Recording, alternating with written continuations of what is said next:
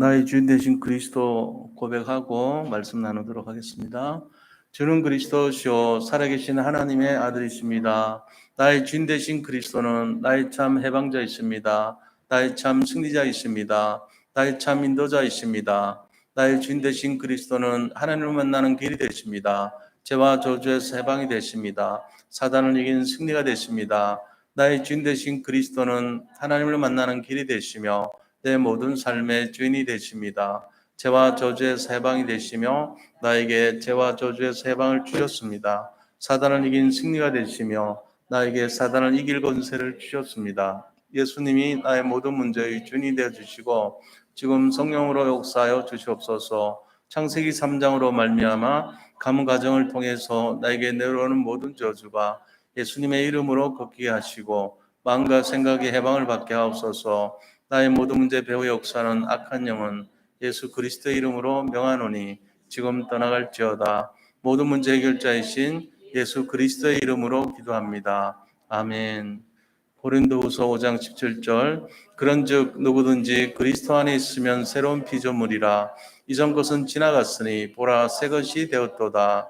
로마서 12장 1절 그러므로 형제들아 내가 하나님의 모든 자비하심으로 너희를 권하노니 너희 몸을 하나님이 기뻐하시는 거룩한 산 제물로 드리라. 이는 너희가 드릴 영적 예배니라. 갈라디아서 2장 20절 건영원이 그리스도와 함께 십자가에 못 박혔나니 그런즉 이제는 건영원이 사는 것이 아니요 오직 건영원 안에 그리스도께서 사시는 것이라. 이제 건영원이 육체 가운데 사는 것은 건영원을 사랑하사 건영원을 위하여 자기 자신을 버리신 하나님의 아들을 믿는 믿음 안에서 사는 것이라. 아멘.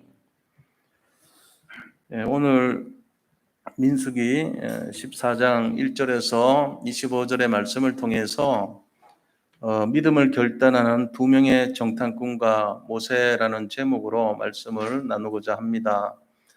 우리 서로 옆에 분들 보시면서 인사 나누도록 하겠습니다. 그리스도는 완전하고 충분하고 모든 것입니다.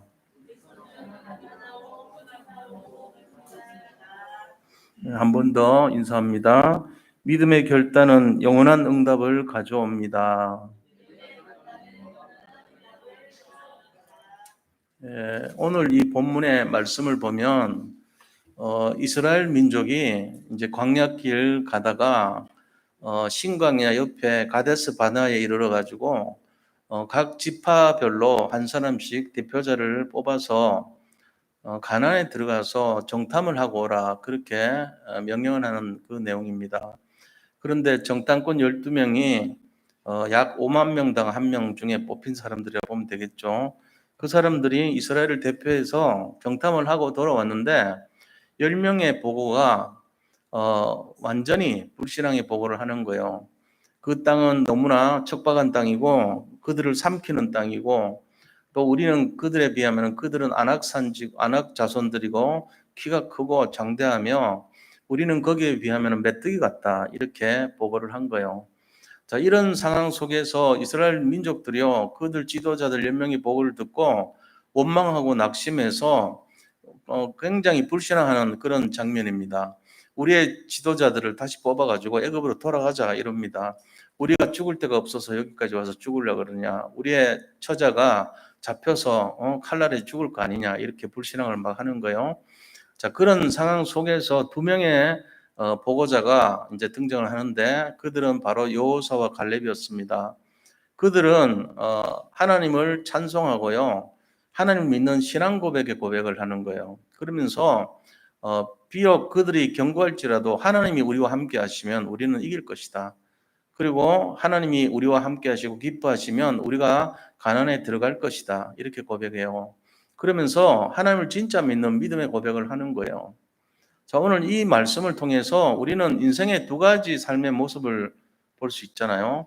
하나는 불신앙의 모습이고 하나는 믿는 믿음의 모습이에요. 우리 여기 계신 분들은 믿음의 자녀들입니다. 그런데 우리 자신들이 우리를 살펴봐야 돼요. 왜냐하면은 믿음의 자녀들도 항상 문제와 갈등은 일어나고 있습니다. 근데 그 문제와 갈등 속에 자칫하면 쏘가 넘어갈 수가 있어요.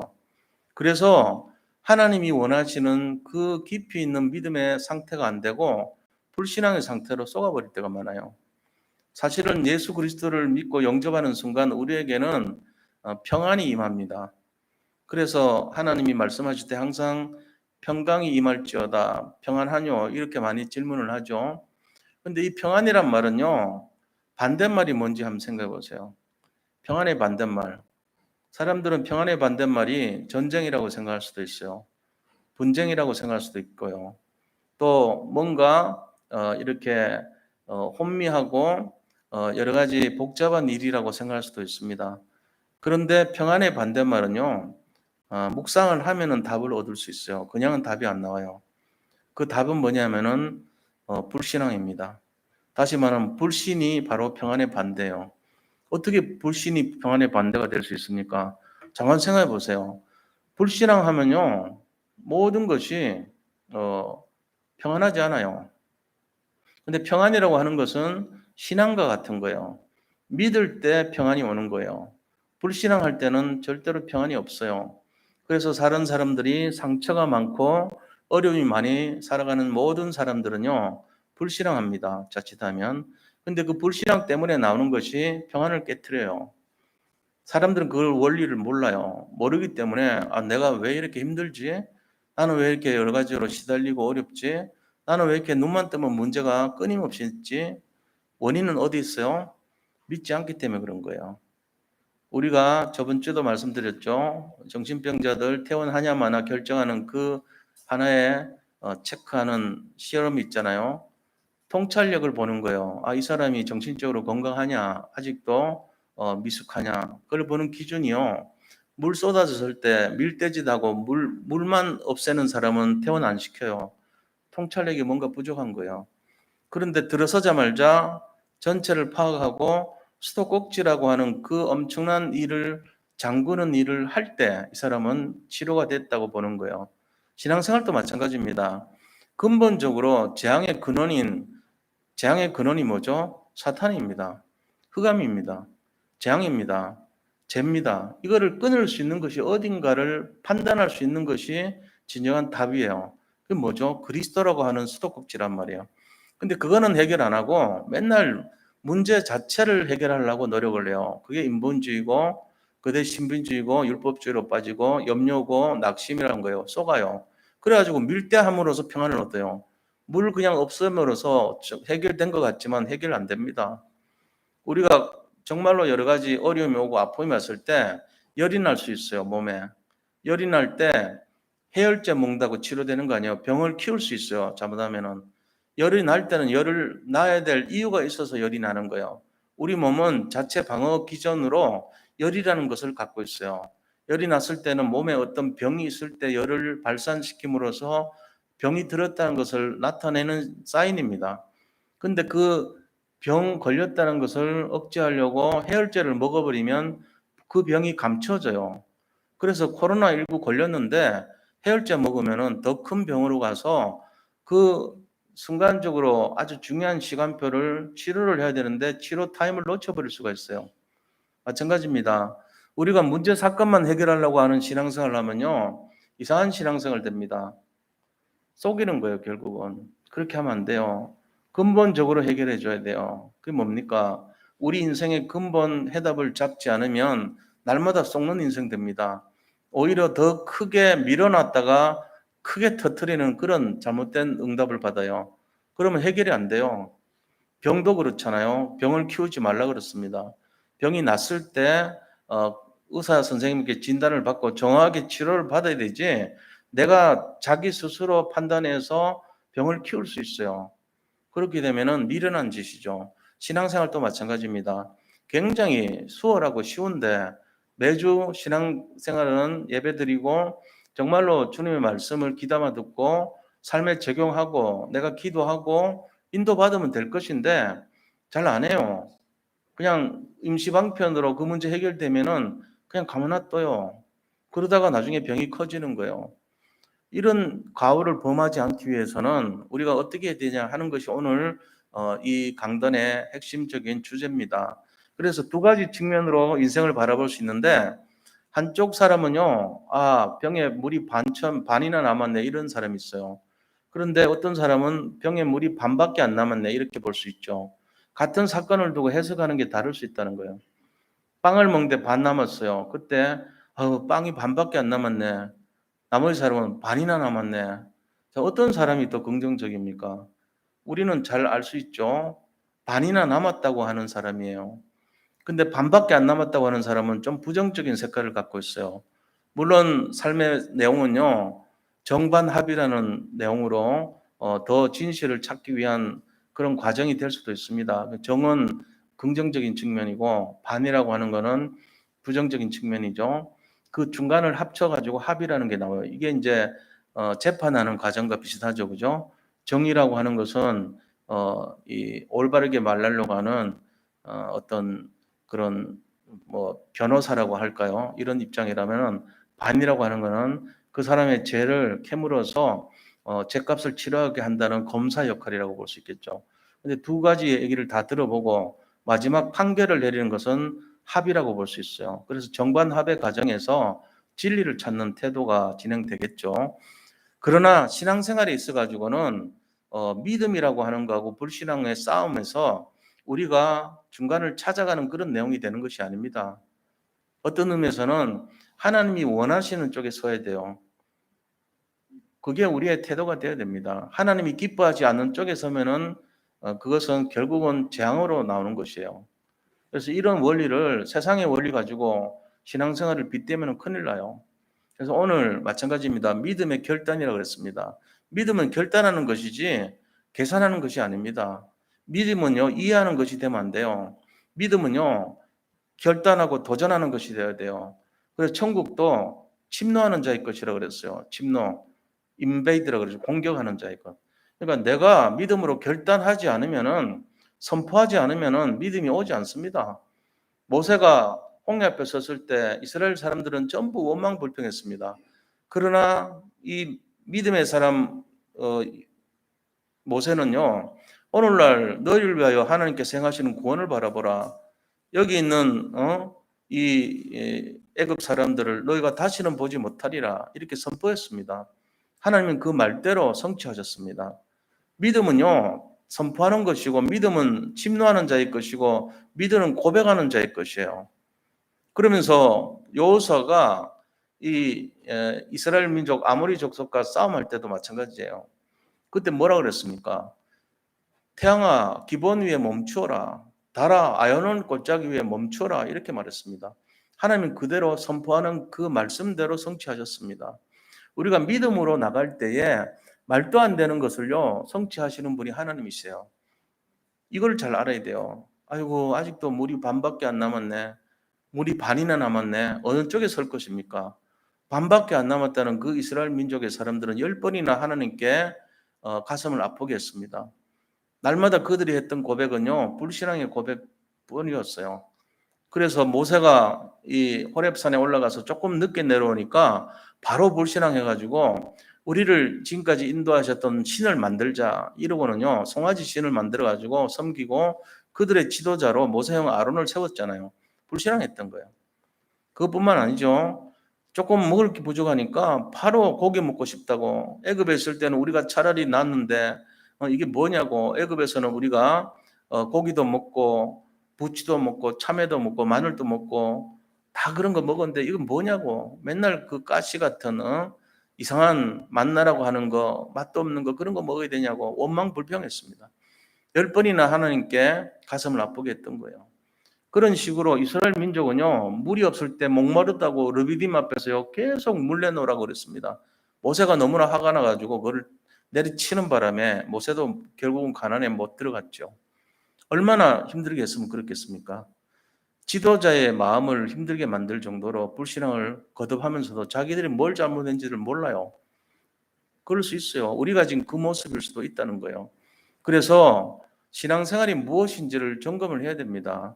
오늘 이 메시지를 통해서 우리가 어떤 영적 상태로 지금 살고 있는가. 이 10명이라고 하는 사람들은요, 대단한 지도자들입니다. 그냥 사람이 아니고 5만 명에 한 명 뽑힌 지도자들이에요. 그리고 그 백성들은요, 생각해 보세요. 이 백성들이 지금 정체가 어떤 사람들인가를요. 지금 이 사람들은 한 명도 못 들어갔어요. 못 들어간 사람들이에요. 그러면은 이 사람들의 말이나 우리의 상태나 비슷하다는 거예요. 거듭나지 않은 상태예요, 아직은.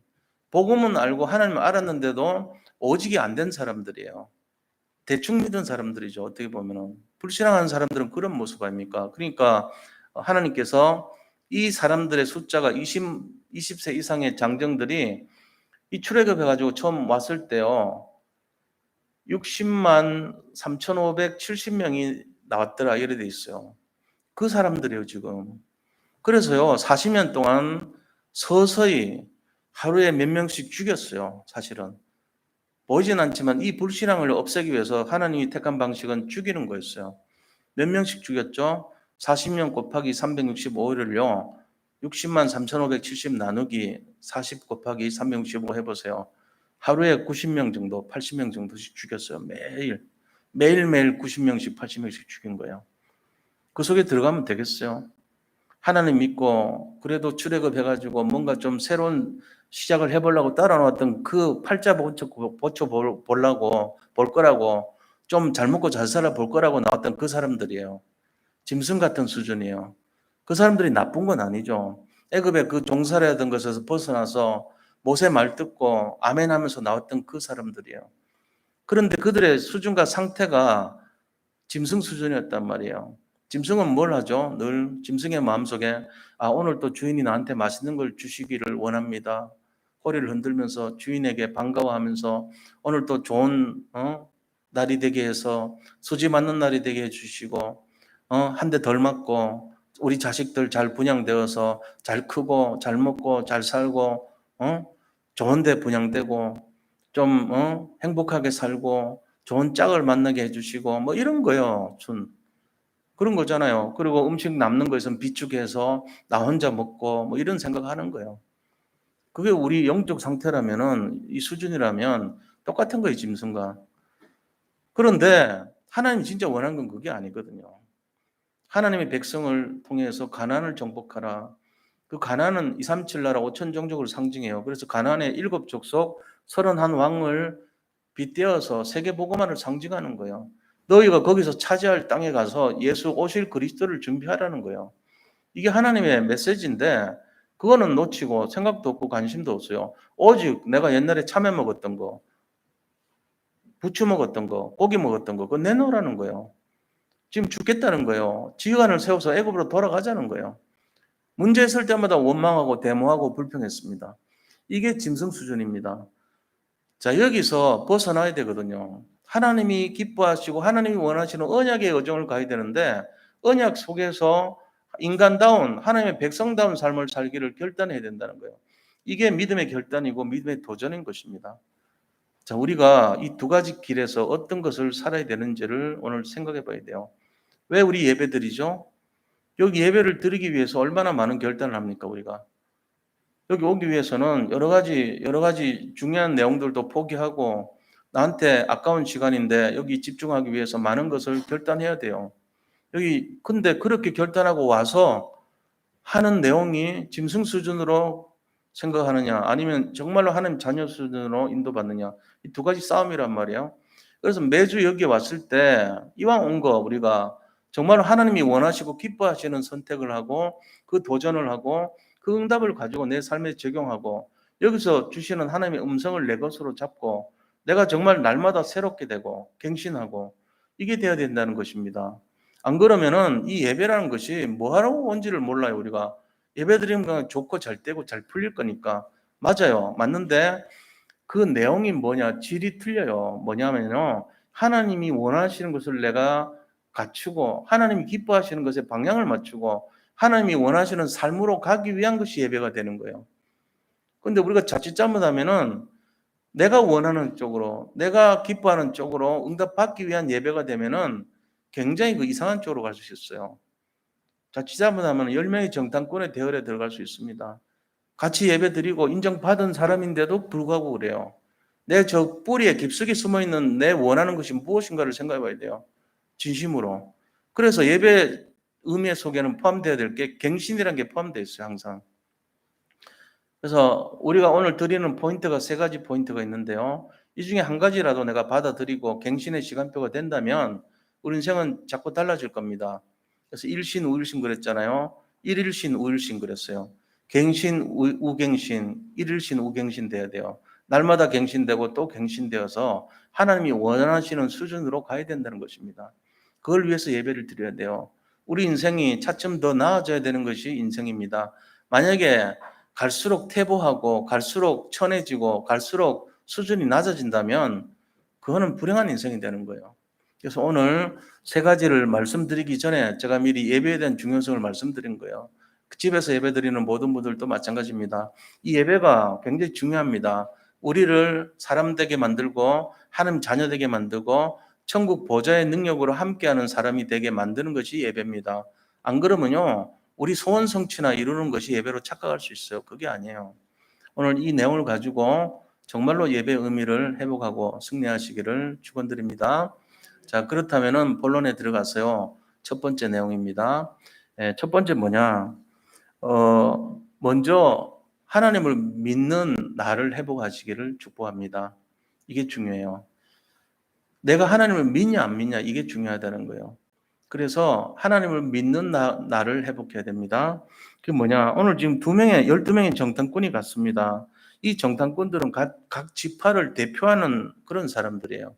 그런데 이 10명의 정탐꾼은 믿음의 보고가 아니고 눈에 보이는 보고를 했어요. 다시 말하면은 믿음 뒤에 숨어 있는 그런 보고를 못 했어요. 불신앙의 보고라고 그래요. 눈에 보이는 보고를 하면 불신앙 보고예요. 굉장히 합리적이고 이성적이고 세상적인 보고를 할 수는 있지만 그 속에 행간에 숨어 있는 영적인 보고를 놓치게 돼 있습니다. 이게 문제가 되는 거예요. 그래서 그들의 보고를 듣고 온 백성이 불신앙을 한 거예요. 1절부터 4절까지가 모든 불신앙이에요. 온 회중이 소리를 높여 부르짖으며 백성이 밤새도록 통곡하였더라. 하나님께 부르짖고 통곡했다는 거예요. 이 뭐냐? 원망과 통곡, 울부짖었다는 얘기죠. 짐승으로 말하면은 계속 짐승 소리 냈다는 거예요. 사람의 소리가 아니에요, 이거는. 그렇잖아요. 통곡하고 원망하는. 그러면서 2절에 보세요. 이스라엘 자손이 다 모세와 아론을 원망하며 온 회중이 그들에게 이르되 우리가 애굽 땅에서 죽었거나 이 광야에서 죽었으면 좋았을 것을 어째서 여호와가 우리를 그 땅으로 인도하여 칼에 쓰러지게 하려 하는가? 우리 처자가 사로잡히리니 애굽으로 돌아가는 것이 낫지 아니하랴. 이에 서로 말하되 우리가 한 지휘관을 세우고 애굽으로 돌아가자 하며 완전 불신앙한 거 있죠. 그러니까는 이게 무리를 지어가지고 불신앙은 또 불신앙에 자기들끼리 연합을 해요. 뭐하고 비슷합니까? 우리가 우리 힘을 합쳐서 저 꼭대기에 도전하자. 우리 이름을 드러내자. 이거랑 비슷한 거죠. 바벨탑 운동하고 비슷한 거예요. 지금 모습이. 하나님을 반역했습니다. 거역했습니다. 이게 하나님 앞에서 이 불신하는 사람들의 모습이에요. 결국은 여기에서 볼 수 있는 게 뭡니까? 그들은 하나님을 믿지 않았다는 거예요. 영락교회 원로 목사님이신 한경직 목사님 계실 때에 그 혼자서 이제 나이 90세 넘어가지고 은퇴하시고 저 산 위에서 초막 하나 지은 데서 그냥 거하실 때예요. 그 한국에 있는 원로 각계 원로 대표들, 교계 대표들 하는 목사님들이 한 20명 정도가 찾아갔어요. 그리고 인사를 하러 갔죠. 신년 할애를 하면서 목사님 우리에게 덕담을 주십시오. 거기는 조영기 목사님도 있었고 각계 내노하는 목사님들이 수장들이 다 간 거예요. 한국 교계를 대표하는 사람들이 다 모였다고 보시면 되죠. 거기에서 한경직 목사님이 그분들의 하신 말씀이 딱 한 가지였어요. 목사님들 예수님 믿으세요. 그랬답니다. 이게 어떻게 생각하면 말이 안 되잖아요. 그 영적 지도자들, 최고의 12지파의 대표자들 같은 그런 사람들에게 지금 원로 목사님이 한경직 목사님이 말씀하신 게 예수 믿으라는 거였어요. 어떻게 생각하면은 그때 소문이 어떻게 났냐면은 한경직 목사님 치매 걸렸다 이렇게 소문 났어요. 자, 우리가 그분이 정말 치매 걸렸을 수도 있어요. 그 소문이 계속 났었으니까. 그러나 그거를 한번 묵상을 해볼 필요가 있죠. 정말 우리가 목사라 할지라도 또 교계를 대표하는 목회자라 할지라도 12지파의 대표자 10명과 같이 예수 믿지 않을 수도 있겠다는 거예요. 지금 우리나라뿐만 아니라 유럽과 미국 교회는요, 예수님 믿지 않고 교회 다니는 사람들 많이 있습니다. 그들의 특징이 뭡니까? 문제와 사건에 집중합니다. 그리고 그들 나름대로 판단을 하고 불신앙하기를 끊임없이 합니다. 그럼 어떻게 되겠어요? 막이 밥이 되는 거예요, 사실은. 우리가 여기서 우리는 어디를 선택해야 되냐? 여호사와 갈렙의 길을 선택해야 돼요. 이거를 냉정하게 생각해야 돼, 자기 자신을.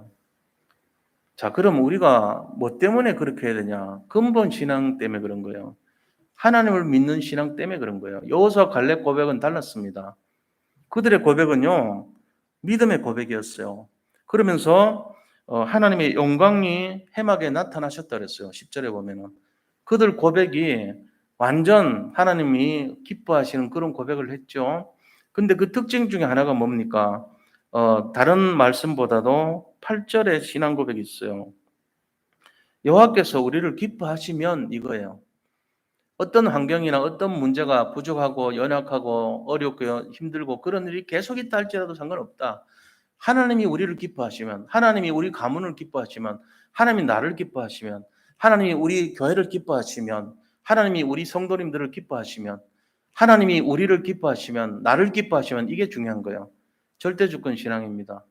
내가 하나님을 믿잖아요. 근데 그 하나님이 내 실력과 내 능력과 내 배경과 내 가진 것과 나의 어떤 것도 상관없이 관계없이 하나님이 나 자체를 기뻐하시면 거기에 합격해야 돼요. 우리가 하나님이 나를 기뻐하시도록 하는 거에 합격이 된다면 이 말이에요. 그러면 어떤 상황에서도 가난 정복한다는 겁니다. 지금 그 얘기한 거예요. 여호수아 갈렙이.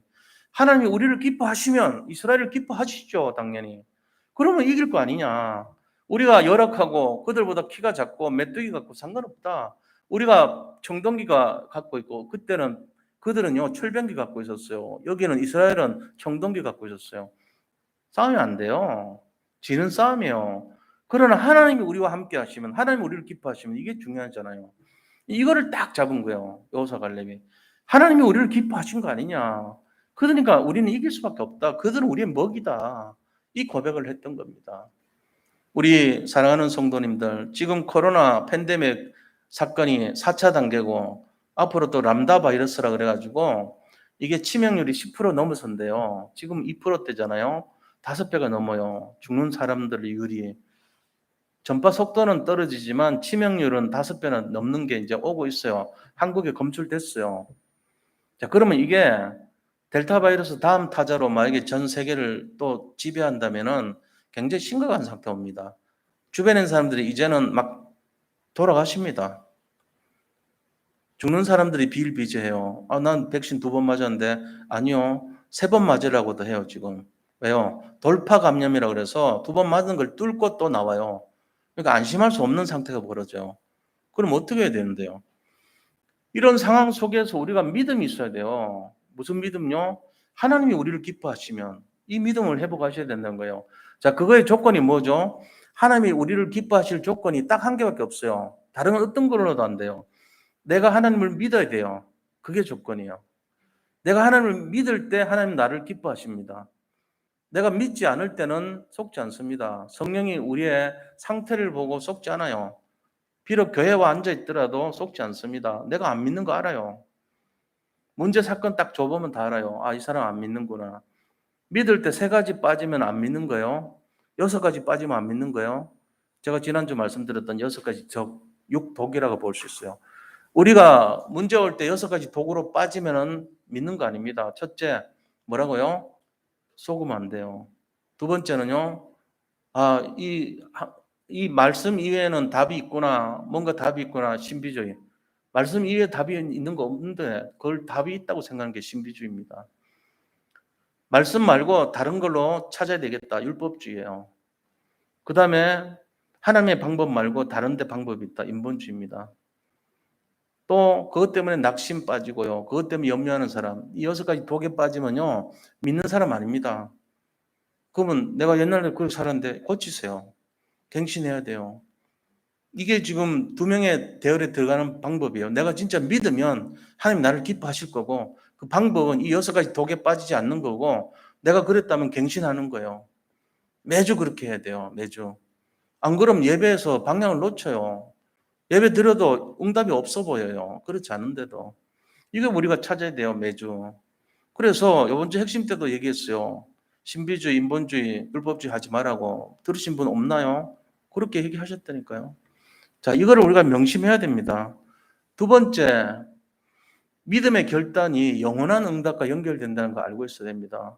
지금 여호수아 갈렙과 10명의 정탐꾼들은 완전히 판이하게 다르게 얘기했어요.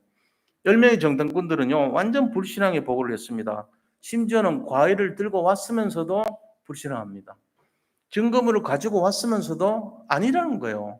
증거물을 가져왔으면 믿어야 되잖아요. 근데도 아니라고 고백합니다. 그러면서 하나님이 그 말을 듣다가 뭐라 그래요? 안 되겠다. 얘들 전염병 통해가지고 죽여야 되겠다. 이렇게 말합니다.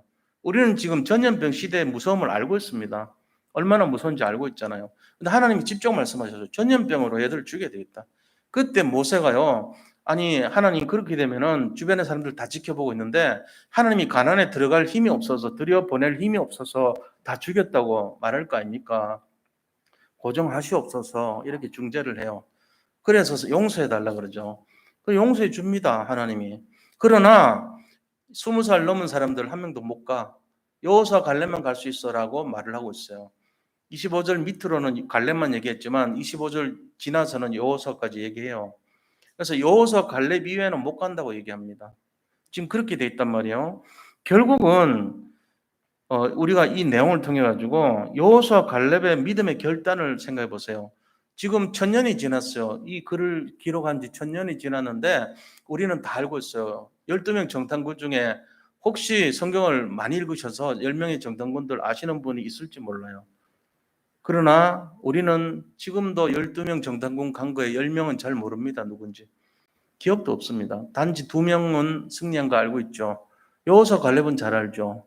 갈렙 뜻은 침략자란 뜻이고 여호수아의 뜻은 여호와의 구원이란 뜻이에요. 나머지 10사람도요. 전부 하나님과 관계된 이름이에요. 좋은 이름이에요. 전부 다. 그런데 뜻이요. 전부 하나님과 관계 있는 굉장히 좋은 뜻이에요. 그런데 우리는 그 이름 기억하지도 않아요. 이렇게 돼버렸어요. 그러니까 어마어마한 한 번의 믿음의 결단이 영혼과 연결된다는 걸 알아야 되죠. 이름부터 달라지잖아요. 응답이. 자, 이런 것처럼 뭐라고 얘기했습니까? 6절에서 9절을 한번 보세요. 그 중에서도 6절을 나타냈습니다. 자, 이 믿음의 결단의 모습 6절에 했어요. 그 땅을 정탐한 자 중 눈의 아들 여호수아와 여분의 아들 갈렙이 자기들의 옷을 찢고 그랬어요. 이스라엘 사람들은 옷이 통짜 옷이에요. 주로 단추 있고 그런 게 아니고 위에서 밑으로 한 개로 돼 있잖아요. 로브라 그럽니다. 이 로브에 옷을 어디 찢냐면 이 가슴 부분에 중간을 잡고 이렇게 해서 찢어요. 옆으로. 그렇게 찢게 돼 있어요. 근데 언제 이걸 찢냐 이거죠. 굉장히 슬플 때, 굉장히 고통스러울 때, 굉장히 화가 날 때. 지금 왜 찢었냐? 분노해서 찢은 거예요. 아니 저 10명이 믿음이 고백이 맞단 말이냐? 너들이 진짜 하나님 자녀 맞냐? 이 얘기를 한 거예요. 너들 보고 짐승의 보고 아니냐? 이 얘기하면서 찢은 거 있죠. 그러면서 2명이 얘기한 거예요. 뭐라고 얘기합니까? 7절부터 9절까지 했어요. 이스라엘 자손의 온 회중에게 말하이르되 우리가 두루다니며 정탐한 땅은 심히 아름다운 땅이라. 정말로 약속의 땅 맞더라. 그러면서 여호와께서 우리를 기뻐하시면 우리를 그 땅으로 인도하여 들이시고 그 땅을 우리에게 주시리라. 이는 과연 젖과 꿀이 흐르는 땅이니라. 하나님 기뻐하시면 될 거 아니냐 이 말 한 거예요. 그러면서요. 다만 여호와를 거역하지는 말라. 또 그 땅 백성을 두려워하지 말라. 그들은 우리의 먹이라. 그들의 보호자는 그들에게서 떠났고 여호와는 우리와 함께 하시느니라. 그를 두려워하지 말라. 이렇게 했어요. 가장 믿음의 고백을 최고로 한 거죠. 근데 우리가요, 가장 약점을 누구한테 발각이 되면 어떻게 하죠? 화를 냅니다. 이스라엘 민족이 자기들의 그 치부를 지적하니까 했던 행동이요, 10절에 나오죠. 뭐라 그랬습니까? 온 회중이 그들을 돌로 치려 하는데. 이스라엘 백성들은 전부 다 떼거지로 해가지고 돌로 치려고 죽이려고 했습니다.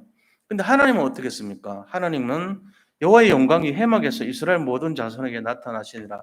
이 두 사람의 이 편을 들어준 거예요, 하나님이. 그래서 여호와의 해막에서 구름으로 딱 나타나시면서 임재하신 거 있죠. 여호수아 갈렙의 말이 맞다는 거예요, 지금. 우리가 하나님이 기뻐하시면 세상 어떤 조건 상관없습니다. 우리가 뭘 못 갖고 있든 없든 어렵든 상관없다는 거예요. 이 비밀을 누려야 됩니다. 우리는 날마다 말로는 많이 하지만요, 실제적인 상황 속에 보면은, 내가 지금 가진 것도 없고, 내 미래가 암담하고, 나는 뭘로 먹고 살고, 나는 힘들고, 나는 어렵고, 생각하면 복잡해요. 세상의 기준과 계산을 가지고 따지면요, 희망이 없어 보여요. 절망이에요. 그리고 눈앞에 나타났던 것도요, 너무너무 힘들고 어려운 일이 많아요. 그때마다 쏙죠. 근데 결론 난 인생이라는 게 뭐냐면, 하나님이 나를 기뻐하시면, 하나님이 우리 가정을 기뻐하시면, 하나님이 우리 교회를 기뻐하시면 이게 딱 생각 떠올라야 돼요. 이유를 막론하고 하나님이 나를 기뻐하시면 우리 자식들 복 받을 거 아니냐. 지금은 저렇게 어려워 보이지만 그거 아니지 않냐. 결론이 절대주권 신앙을 딱 갖고 있는 거예요. 정말로 하나님이 나를 기뻐하시면 내가 어떤 사망의 음침한 골짜기를 다닐지라도 해를 들어하지 않고 하나님께서 나와 함께 하시고 나를 정말 실만한 물가로 인도하실 거 아니냐. 이 결론을 딱 내버리는 거예요. 그래서 여호와는 나의 목자시는 내게 부족함이 없으리로다. 이 고백을 할 수밖에 없어요. 우리 모든 성도님들 상황과 문제에 속지 마시기를 축복합니다. 하나님이 우리와 함께 하신 것을 믿으시 바랍니다. 하나님은 절대로 우리를 버리지 않아요. 언약을 잡으셔야 돼요. 이거를 잡으셔야 돼요. 안 그러면요, 100번 싸우면 100번 져요. 왜요? 현실을 보면은 쏟거든요. 사건 보면 쏟거든요. 문제 보면은 쏟아요. 그런데 근본적인 신앙을 회복해야 돼요. 하나님이 나를 기뻐하시면 내 자식이 복을 받을 거 아니야. 천대까지 복 준다고 약속했잖아요. 하나님이 나를 기뻐하시면 정말로 내가 구하지 않아도 먹을 거, 마실 거, 입을 거 주신다 했지 않냐. 나는 하나님이 기뻐하시는 거 그걸 해야 되지 않냐. 그게 뭔데요? 예수 믿는 거예요. 먼저 그의 나라와 의를 구하는 것입니다. 하나님이 보내신 자를 믿는 것이 영생이라고 그랬어요. 요한복음 17장 3절에. 영생이 뭔데요? 하나님과 그 아들 그리스도를 보내신 자 그리스도를 아는 것이 영생이에요. 우리가 다시 한번 생각해 봐야 돼요. 하나님을 믿는 것이 하나님의 일입니다. 이 세상 사람들이 하듯이 그러는 게 하나님의 일이 아니에요. 우리가 진짜 하나님의 일이 뭐냐? 하나님이 보내신 자를 믿는 것이 하나님의 일입니다. 이거를 안다면 그리스도에 집중하고 그리스도를 믿고 주님을 따라가는 것이 믿는 것이 모든 승리의 비밀이에요. 여기에 집중하시기를 축복합니다. 이거 하셔야 돼요. 그렇게 해서 결국은 여호수아와 갈렙만이 가나안으로 들어갔습니다. 광야에서 하루에 90명씩 죽어갔는데 40년 딱 됐을 때 하나님께서 하루에 90명씩 태어나게 하셔가지고 60만 1730명 숫자 비슷해요. 몇천 명 부족할 뿐이었어요. 채워갖고 들어가게 했어요. 자, 모세는 어떤 결단했습니까? 그러면 한번 생각해 보세요.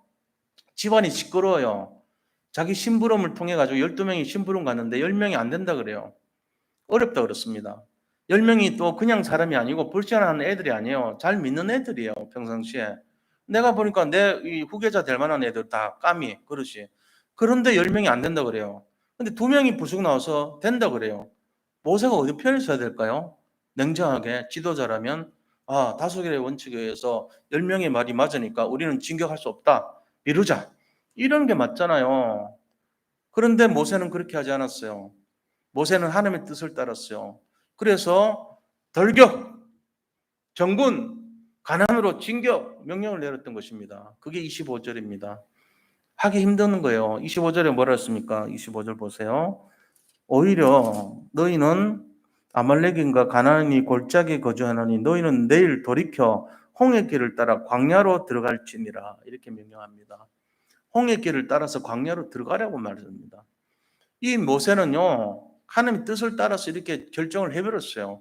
이 결정에는 세상의 계산으로 세상의 기준으로 방법을 한 것이 아니에요. 12정탐꾼을 왜 보냅니까? 이럴 것 같으면 처음부터 보내지나 말지.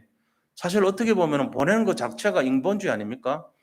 하나님 뜻이 아닐 수도 있어요. 하나님이 가라 했는데 가면 되지 뭘 가서 보고 정탐하고 그럽니까? 그게 사람의 생각을 의지하는 거죠. 안 속은 거예요. 다행히. 모세가 안 속았어요. 시간표를 보고 하나님 뜻을 따라서 진격 앞으로 명령을 내렸던 것입니다. 제가 영적으로 좀 바꿔가지고 이 생각을 해봤어요. 내가 이 입장이면 가능할 수 있겠냐? 저는 못할지도 모르겠더라고요. 왜? 12명 중에 10명이 그것도 믿는다는 사람 5만 명 중에 한 명씩 뽑힌 대단한 믿음의 용사들이 말한 건데 그들을 무시해야 돼요. 장로 12명이 가서 정탐하고 왔는데 10명은 안 된다고 했어요. 그걸 무시하면 됩니까? 두 사람 말 듣고 똑같은 거거든요. 지금 힘든 결정을 한 거예요. 왜 그랬을까요? 믿음의 결단을 한 거죠. 그거밖에는 설명할 수가 없어요. 모세는 믿음의 결단을 했던 것입니다. 자, 우리가 이런 내용들을 잘 보세요. 독불 장군에 대해서 그런 게 아니고 믿음의 눈을 가졌기 때문에 가능했던 것입니다. 오늘날까지 모세를 실패자라고 말하는 사람 하나도 없어요. 비록 그가 모압 저기 비스가산 앞에 있는 벳볼 맞은편에 무덤이 있었고 아무도 그 무덤을 알지 못하는 형편에 놓였지만 그럼에도 불구하고 모세가 실패했다는 사람은 한 명도 없습니다. 왜요? 믿음의 결단은 영원한 축복과 관계이기 때문에 그렇습니다. 우리가 지금 시대에 제일 중요한 것이 뭐냐? 내가 예수를 믿어야 돼요. 그리고 믿음의 결단이 영혼과 관계 있다는 것을 믿어야 됩니다. 내 후손과 관계 있단 말이에요. 지금은 안 돼 보여도 믿음의 결단을 계속하는 사람에게는요, 후손의 응답과 축복이 약속되어 있습니다. 나는 너의 하나님이 되고 네 후손의 하나님이 된다고 분명히 하나님께서 약속하셨어요.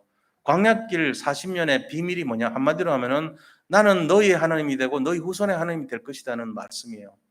우리가 지금 신앙생활 하는 것이 광야길입니다. 여기서 축복이 어디로 직결되어 있어요? 후대들을 렘넌트에게 직결되어 있습니다. 그렇다면 속지 마세요. 결론은 나 있습니다. 하나님 나를 기뻐하시기만 하면 우리 가정의 문제, 후손의 문제 끝난 겁니다. 지금 눈앞에 보이는 문제 보고 속지 마세요.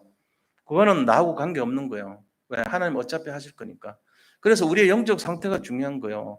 불신앙을 가진 사람은 신앙생활은요, 계속 불신앙의 열매를 맺습니다. 어디로 와요? 후손들에게 나타나요. 믿음의 유산을 후손들에게 주려면은 내가 예수를 믿으면 돼요.